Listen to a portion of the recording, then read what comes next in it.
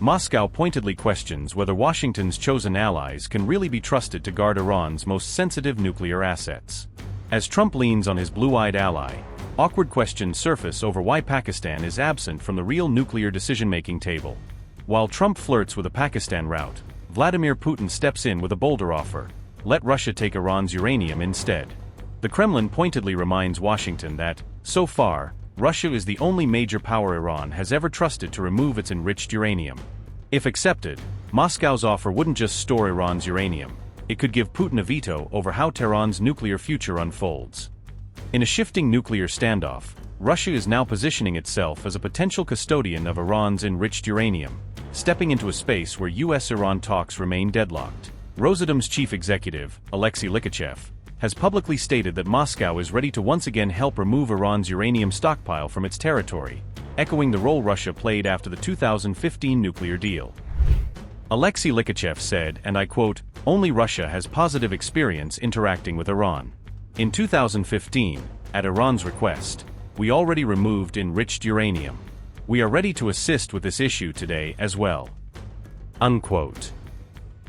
Likhachev stressed that any such arrangement would hinge on a combination of trust and technical capability, arguing that Russia uniquely offers both to Tehran and Washington. He added that Rosatom has been closely tracking every twist in the ongoing US-Iran nuclear negotiations, looking for a window where its proposal could become politically viable. All this is happening while Iran's nuclear program remains the central sticking point in talks with Washington, overshadowing other issues like sanctions relief and regional security. US President Donald Trump has demanded that Iran dismantle large parts of its nuclear infrastructure and ship significant quantities of enriched uranium out of the country. Tehran has flatly rejected those terms, denouncing them as excessive and unacceptable for a sovereign state. In that vacuum, Russia has repeatedly come forward with an offer to host Iran's uranium on its soil as part of a potential compromise formula.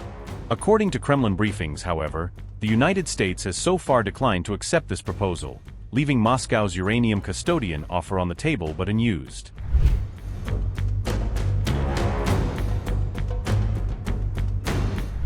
Debate is intensifying over who, if anyone, should ultimately control or store Iran's growing stockpile of enriched uranium.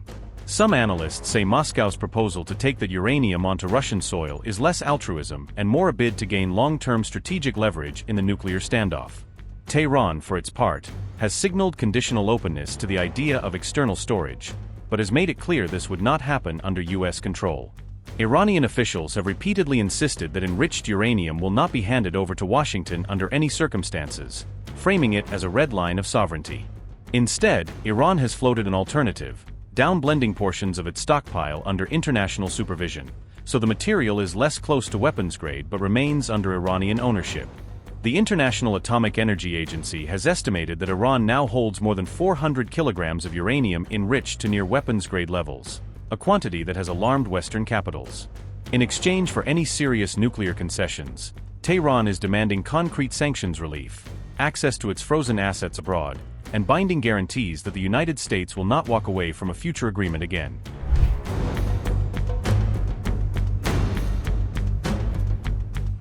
Iran said its stockpiles of enriched uranium will not be transferred anywhere, directly rejecting suggestions that the material could be handed over as part of ongoing negotiations. An Iranian foreign ministry spokesperson made the country's position clear amid the negotiations, saying Tehran had not agreed to move its enriched uranium stockpile out of the country. Iran ruled out transferring the enriched uranium despite claims made by Trump a day earlier that Washington would somehow obtain the material. On Truth Social, Trump had claimed that the United States would get all the nuclear dust, using the term to describe material linked to Iran's nuclear program. Trump later told reporters that he would not allow Iran to have nuclear weapons, reinforcing the U.S. position even as Tehran rejected his claims about the uranium stockpile. On the issues that have been raised, both in their media and by some U.S. officials, none of them can be confirmed. For example, Iran's enriched uranium is under no circumstances going to be transferred anywhere. Just as Iran's soil is important and sacred to us, this matter is also important to us. So is this completely rejected? The issue of transferring uranium enriched to 60% is not being considered. This issue has never been raised.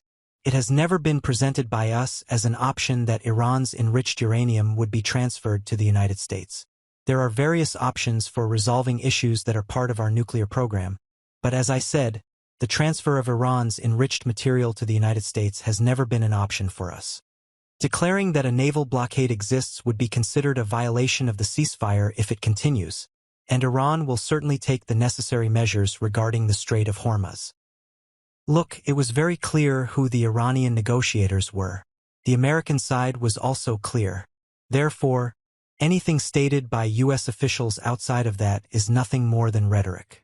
The negotiations in Islamabad were held between Mr. Mohammad Bakr Kalibaf, the Speaker of Parliament, and the other side was the U.S. Vice President, with Pakistan acting as mediator.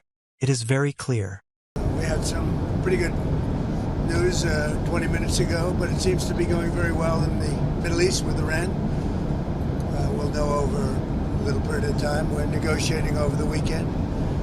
And as you know, we have the blockade. The blockade's been very successful. And of equal success has been the 5 weeks before the blockade. The combination was pretty lethal, I would say. So we're going to be knowing very shortly. But we're talking over. I expect things to go well.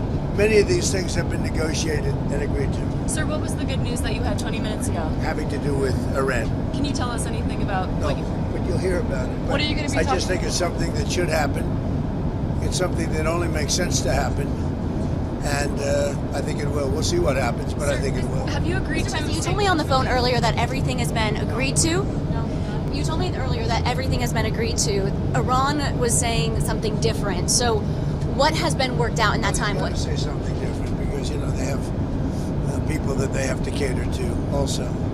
I really don't. I'm just doing the thing that's right. I'm just saying it like it is. And we have a situation, I think, that is going to be very beneficial. And the main thing is that Iran will not have a nuclear weapon. You cannot let Iran have a nuclear weapon. And that supersedes everything else. Are you personally the one that's making these negotiations? Are you personally the one that's making these negotiations move forward? Is it you I have picking people. up the phone? I have people representing me, but I'm the one that makes the decision. Sir, in the Strait, there have been reports that the Pentagon's preparing for military action in Cuba. Are those reports true? Is Cuba next?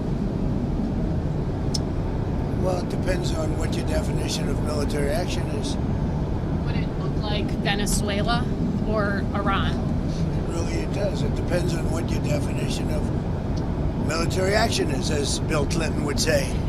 You understand that? No, a lot of people don't understand that. Sir, on the Strait, your 9 a.m. event tomorrow, what are you planning to announce? We have something tomorrow, and it's a little bit of a surprise. I think it's a very positive thing, something I feel strongly about. Somebody's coming to the White House who's very good, very smart, very caring, a person that cares a lot about the country and beyond. And so we're going to have a news conference tomorrow, a little unusual. Saturday morning. About Iran? Yeah, exactly. No, well, it will be. Ultimately, everything's about Iran, I guess. It all morphs into Iran. You're going to be asking questions. But the Iran thing is just going well. Tomorrow is unrelated, but it'll be a form of a news conference. And I think it's going to be something very good for our country. Do you hope like something at the White House when this all does end, when you are able? We'll have a party. It would be great. Hey, we've been pushed around by Iran for 47 years, but not anymore. Mr. President, when you say that Iran has agreed to turn over their nuclear dust, what does that mean? Are they destroying their nuclear material? They're turning it over. Can you walk us through what that process looks like, sir? We're taking it. Very simple. We're taking it. Yeah. Does With that Iran. We're going in with Iran. Does that mean U.S. boots on the ground to get that? I don't call it boots on the ground. We'll take it after the agreement is signed. There's a big difference. Before and after. BC. It's before and after. Sir, in the Strait, are there going to be And restrictions? after the agreement is signed, it's a lot different than before. We would have taken it. If we didn't have an agreement, we would take it. But I don't think we'll have to. Sir, in the Strait, are there going to be restrictions and tolls managed by Iran for ships and vessels Nope. passing through? No way. No None way. at all? Nope. No restrictions? You talked to Mr. President. Restrictions, yeah, there'll be restrictions. You can't do the tolls. No, they're not going to be tolls. FISA, Mr. President. Anna Paula Luna is pushing to have the Save America Act linked to FISA in the FISA renewal. Well, Are you in she's favor? great, and I'd love to see that. The Save America Act is so important. It's so good. It's voter ID. It's basic. It's your basics about a democracy. Voter ID, birthplace. You have to be born in the United States to vote. We have no transgender. We added no transgender mutilization of our children. Very important. No men in women's sports. Now we added that.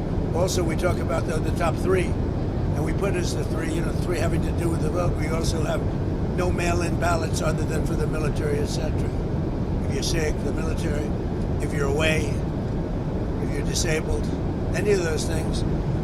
It's pretty generous, actually, but mail-in ballot, the tremendous cheating that goes on with mail-in ballots. So we would have no mail-in ballots except for those various exceptions. Mr. President, did the ceasefire in Lebanon need to happen for you to get to a deal with Iran? It's not really tied, but you could say maybe psychologically tied, but we're going to help Lebanon become a country again. It's been a long time for them. They've gone through a lot, and we're going to help them be a country again. And then, were you frustrated with Netanyahu while you were negotiating the ceasefire in the last round? Was his action bombing Lebanon, did that impact peace talks? We disagree on some things, but he's been a very good partner. We did a good job. There's probably never been anything like it.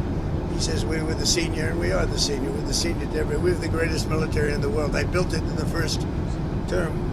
Didn't think I'd be using it this much, but we have the greatest military in the world, greatest equipment, greatest. When you look at it, we had 101 to 111, depending on your definition, because some were two. They came out in twos. Missiles shot at a certain very valuable asset of ours that happened to be sitting on the water. Every single one of those missiles we shot down. Think of it, 111 missiles. Every single one of them was shot down. Never even got close. Nobody has a military like this. Nobody has equipment like this. Nobody has the power that we have. So you said that the U.S. was going to take the nuclear dust from Iran. Yeah, we didn't What's make the a deal. time? What's the timeline on that? How long will that take? Do you want me to give you the time and date and everything else? Is it like you've negotiated If we how long that obviously, I'm not process going will to give go you the on? time, other than if we sign the agreement, then I can give you a time somewhere after the signing of the agreement. And we'll will go it in involve with the US Iran. military? We'll go in with Iran, and we will take it together, and we will bring it back, 100% of it, back to the United States. If we don't do that, we will get it in a different form, in a much more unfriendly form. And that But in unfriendly any form, would that event, involve more excuse me. But in any event, we'll get it. Go ahead. If you don't have a deal by Wednesday when the ceasefire ends, will you extend the ceasefire or will I you don't start know. Maybe not. attacks again? Maybe I won't extend it. Okay. But the blockade is going to remain.